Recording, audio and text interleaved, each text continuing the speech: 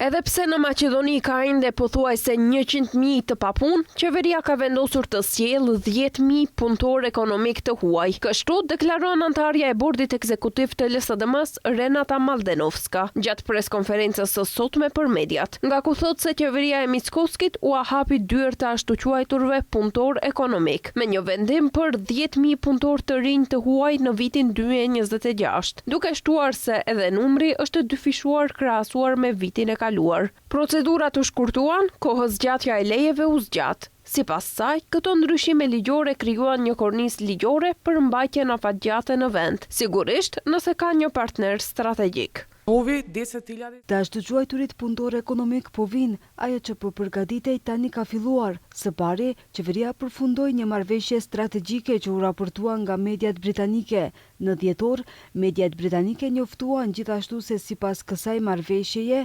migrantët do të kishin mundësinë të merrnin viza pune në Maqedoni për të punuar në sektor me mungesë të fuqisë punëtore.